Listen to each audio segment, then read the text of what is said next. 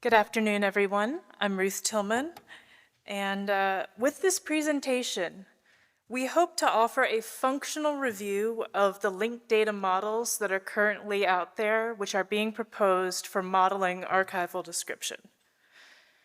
To start with, we assume that many of you may not be familiar with the specific challenges of archival management and description. An archival collection or fond may have thousands or millions of individual items. These may be letters, forms, memos, photographs, and the like. Archival description provides researchers not with an inventory of every item, but with an overview of what they can expect to find in a collection. Description is done as aggregates, saying who created this part of the records? Were they performing a specific function, such as university registrar? What time period were the records created in? And these aggregates break up in different ways. These relate to other units. So the letters of the university registrar, for example, would relate to all the papers of the university registrar. And that's how it's traditionally been done in hierarchical description, bigger to smaller, and inheriting the properties. But linked data allows us to think about other ways in which units of description might relate to each other. So,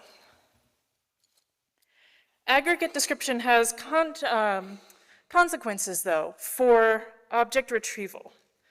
In the bibliographic domain, you're generally trying to get somebody to a specific item, such as a physical or electronic book. By describing that item, you can add locator information or a URL or something that says, here is the item, here is the book. The archival object, on the other hand, is generally nested within a series of containers and subcontainers and even sub-subcontainers that hold multiple items. So, for example, if you wanted to consult Edith Wharton's 1925 note inviting F. Scott Fitzgerald and his wife for tea, you would need to have someone retrieve for you box 49 of the F. Scott Fitzgerald papers from Princeton University's closed stacks and deliver it to you in the reading room. You would then open the box, take out folder 41, and you could look through all of the correspondence between them. So, how do we express that kind of a retrieval object with its one-to-many relationships and these descriptive aggregates in archival linked data? First, we want to say for our presentation, we don't think that archival data ontologies need to model containers. But there needs to be a way for a researcher to say, I want to consult these materials, and for the archive staff to say, we know how to get them for you and deliver them. So for the purposes of this analysis, we've chosen the functional tasks from the LRM, the Library Reference Model: find, identify, select, obtain, and explore. And we're analyzing how 3 linked data models allow a researcher, having found and identified and selected it through the various nuances of relationships, places, and people, to then obtain the items that they're interested in. The 3 models we are examining are the Art and Rare Materials ARM extension for BibFrame, the ICA standard Records and Contexts, and the Linked to Art model, which was created by its own community. ARM is an extension to BibFrame that came out of LD4. It's currently in version 1.0. Regine and I both worked on it for purposes of transparency. It's very lightweight, and its goal was to provide mapping and transformation path for cultural heritage material to appear as BibFrame inside hypothetical bibliographic platforms. Records in Context consists of a conceptual model and ontology, and they are specifically for archival description. A harmonized version 1.0 is going to be released in October, and it replaces a suite of ISAD standards. It's informed by the LRM and premise, and its use is picking up a bit in Europe, mainly mapping from existing EAD. So the National Archives of France is doing some experimentation, the City Archives of Amsterdam, and the Aggregate of France Archives, among others. And then linked art is one for which we were able to find actual data we could really dig into and analyze. There are 2 large-scale pilots happening right now. One is at the Getty and the other is Yale's Lux. There are also smaller projects at the Van Gogh Worldwide and an implementation in progress at the Rijksmuseum in Amsterdam. So to move back a bit to our tasks, what does obtaining entail? Having found, identified, and selected Wharton's invitation, we must now do retrieval. Someone has to go get the box, a process called paging. And this kind of work is done by some agent. The agent might be fully or partially automated. But what does that paging agent need to know? We have these fields here. At Princeton, where this document resides, there's a system called Aeon, and it goes into a set of queues that will print out call slips that go to a human page that will go to a building and may use a partially automated system to pull it. This is some of the information that they would need to guide them to the right object on the shelf or deny the request. Now, containers, again, do not need to be modeled, but the model needs to provide a docking place where a discovery system and a requesting system can communicate with each other and translate that request for an intellectual object for a physical box. And what we found when we examined these is that the liminal space where the handoff from one system to another occurs, or should occur, a contact zone, is often overlooked in these data models despite being vital to the functional purpose of an archive. So we thought that the slides might be a little clearer than they are, but I'll try to walk through quick. If you needed, for example, resource 2, it's contained in containers 15 and 16, and so you'd need to have both of those paged for you, but container 16 is stored at site B, container 15 at site A, resource 3 is only uses subcontainer 7A, but that's part of container 15 at location A. And that's the kind of weird messiness that archives are. You're not going to page Wharton's letter or even that one folder. You're paging the whole box, which you have to then find and get. All right. Begin. Thank you, Ruth. Hi, I'm Regine Heberlein. In the spirit of transparency, I should also say that I am part of the group of people who work on RIC, Records in Contexts. And I am going to start us off counterintuitively by talking about archive space for just a second. Not because we think it's such a great data model, but because it's a great case study in what happens when you forget about the containers. So archive space is not linked data at all. It's a content management system that's widely used in the US. I'm sure many of you are familiar with it. And it was originally released without the top containers model that you see in this diagram. Where's my clicker? Here. Where is it? Oh, not what I wanted to do. Wow, this is finicky.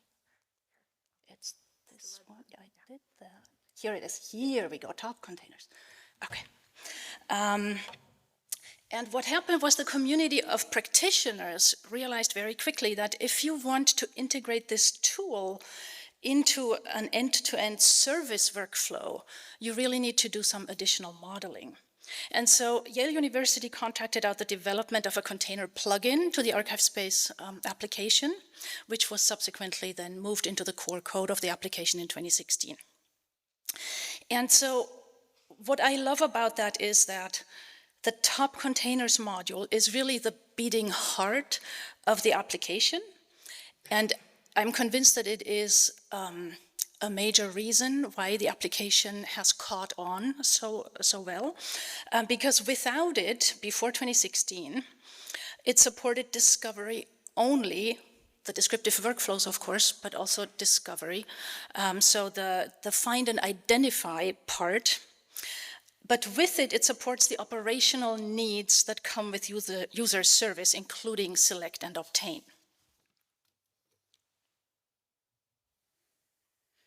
So the question that we put to each of the 3 linked data models that we examined was, where is that edge, figuratively and ontologically speaking, where retrieval information might hook in?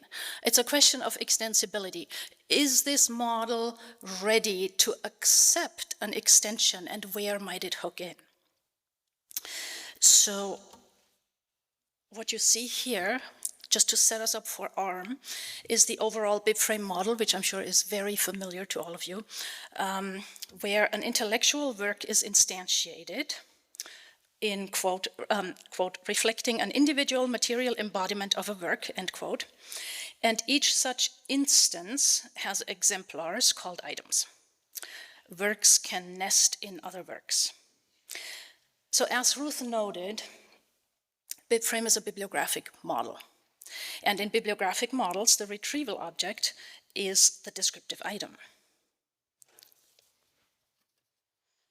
Correspondingly, all the properties that you need for retrieval, such as access, shelf mark, enumeration, sublocation, are attached to the item level.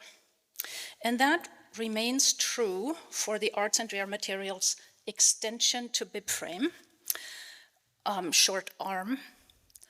And ARM adds a container entity called enclosure. And that is defined as, quote, a covering or container to provide protection, identification, and or keep constituent parts together, end quote. It's important to note that neither BibFrame nor ARM have a native property that connects the ARM enclosure with the BibFrame item. So there is some additional modeling to be done. But what you can do is bring in an external vocabulary. You have the enclosure entity, and in this diagram we have used a general purpose property Wikidata location, P276, to associate an enclosure, in this case a folder. Don't let me fast forward again. Okay, so here is the enclosure, and we're associating a folder, and that folder is in turn a part of another enclosure, which is the containing box. So that makes it possible in principle, I'm saying that with a big caveat, to model the container. However, again, all the properties that you need for retrieval are still attached to the item. They aren't attached to enclosure. So you're still in this model managing items, not containers. And if there were another iteration of work on this extension, that's where I personally might want to invest a little more energy. Also, this model leaves open how to map the aggregates to either the item entity or the enclosure entity, or both. Now, Rick, in turn, quite purposefully, if you read the language of the conceptual model, the CM, emphasizes intellectual control, and it kind of sidesteps the whole question of location management, container management. That's just not what Rick aspires to do. For the intellectual description, it does provide some really nifty entities, though, that are very helpful to describe aggregates. And that includes 3 subclasses of record resource, which are record set for aggregates, record for single or compound records, and record part. And as you see in this abbreviated diagram, Rick then distinguishes between those record resources and their instantiations. Here. And the instantiations then are physical. Instantiations may be associated with any level of a record resource and can be chained together hierarchically using the has component property. I haven't shown that on this slide because it's busy enough as it is, but you can do that. What there is not is a container entity. There is a place entity. And what I have seen at least one implementation do is associate containers with instantiations by declaring containers instances of place. So you can do that.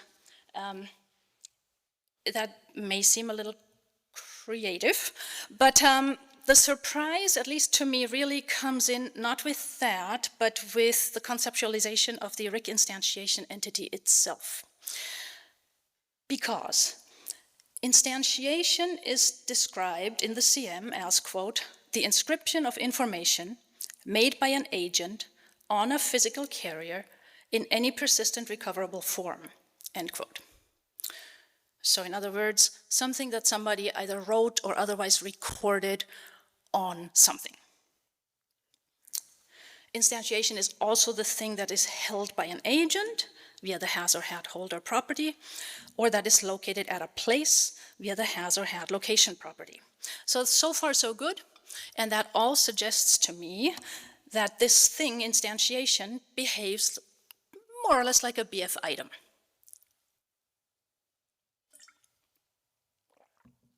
But, as you can see, it has two extent properties. A carrier extent and an instantiation extent. And I should say that, that carrier is actually not identified in RIC. And that, to me, suggests that instantiation actually also shares some characteristics with BF instance. If you will follow me down this rabbit hole for one slide, each time the same content is instantiated with a different set of properties, so let's say with a different production technique, in RIC we find ourselves with a distinct instantiation. Quoting from RIC, quote, a record printed and saved at the same time as both a docx and a PDFA would have 3 concurrent instantiations, end quote. And the CM further explains the difference between the carrier extent and the instantiation extent by ways of an example, which I'm going to paraphrase here a little bit. It goes something like this. Let's imagine a CD, the carrier. And again, the carrier is not entified. Having an extent of 700 megabytes or whatever. So that is essentially the capacity of the carrier, on which the same content is instantiated twice, as a Word document and as a PDF document. One taking up an instantiation extent of, let's call it 15 megabytes, and the other, let's call it 10 megabytes.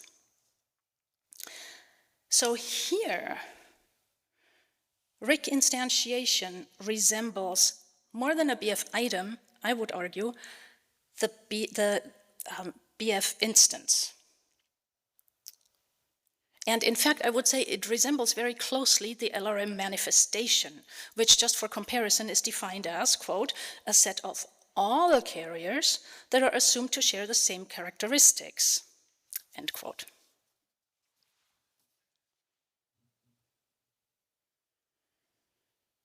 So this leads me to conclude that RIC instantiation is perhaps somewhat under-modeled, in that it assumes that in the archival domain, the instance and its exemplar are physically one and can be collapsed into a single descriptive entity. And that in turn makes RIC instantiation an inherently unstable entity. Sometimes it behaves like a BF item, sometimes it behaves like a BF instance.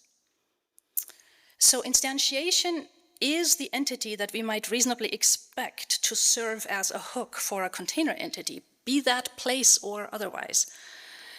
And yet, I would argue that that is conceptually too ambiguous an entity to use for that purpose, which basically means that RIC as it is, in my personal view, is not extensible with a container or retrieval model.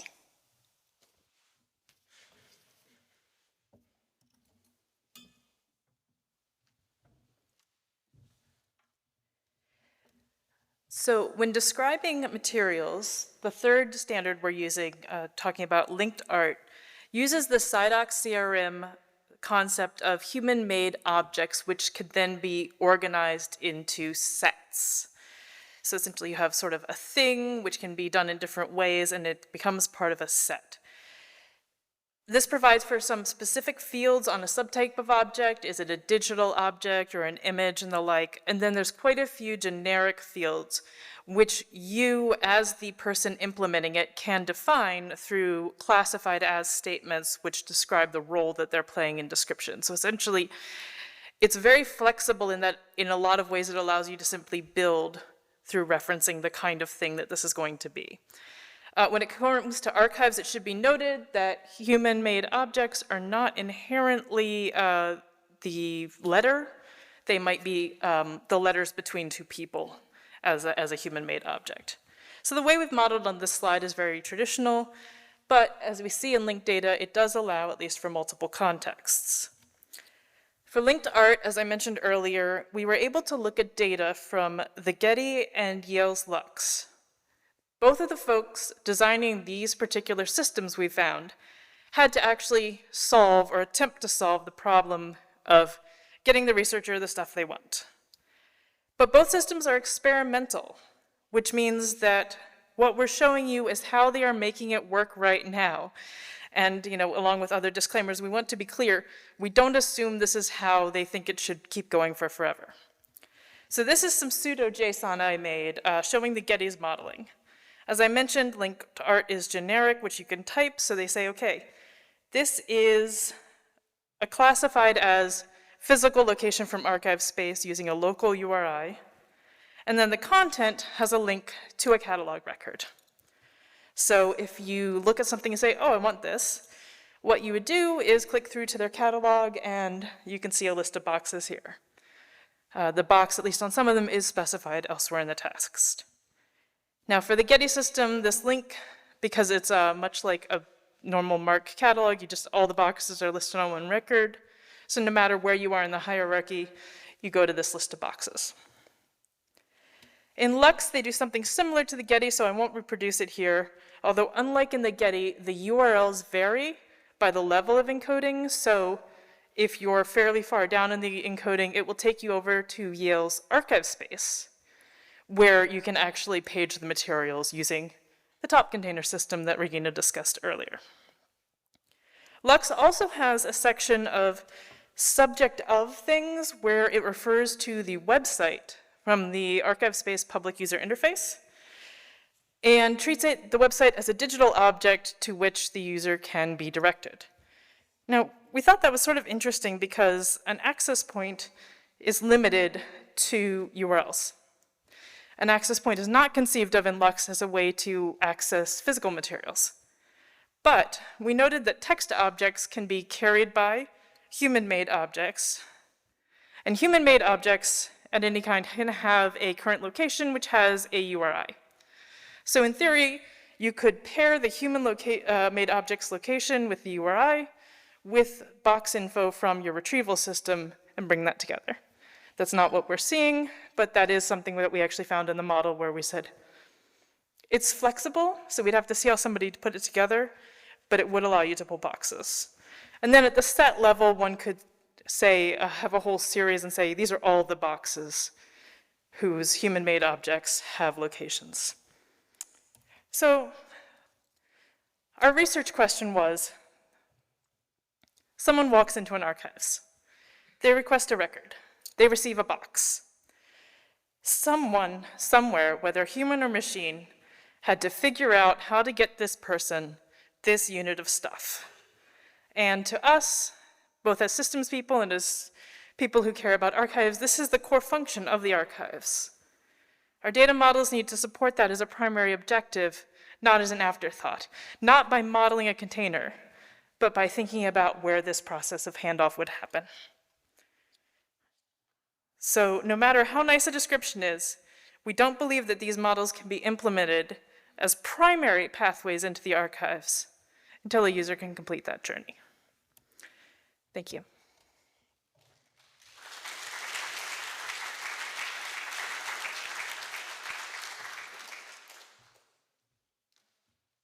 Okay, thank you for your presentation. Do we have any questions or comments for the speakers? Be brave, raise your hands. Okay, that's... Thank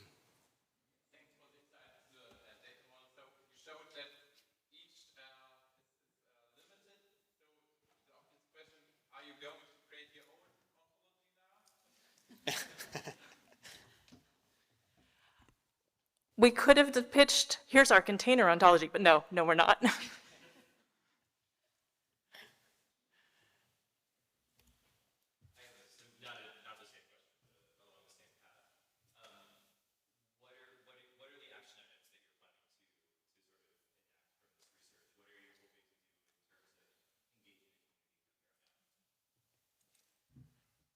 To start, I think actually writing something up more fully that explains what we looked into and what we found. Yes, so first step, document the argument a little better, more widely. Personally, I would love to start looking into writing some of these extensions, not for local use or my own personal enjoyment, but so that the extension can be more fully modeled, and I'm thinking especially of ARM here.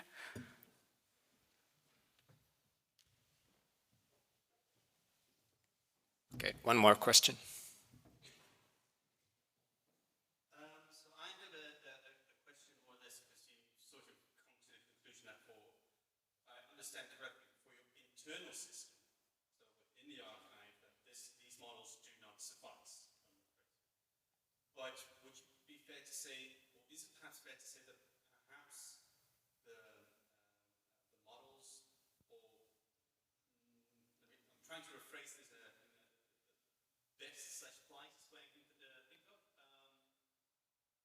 Is it perhaps so that these models are also not necessarily intended for only to be used in your internal system, but should be used for external systems to find stuff, and thus not necessarily needed to be up to the level of in which box can I find something?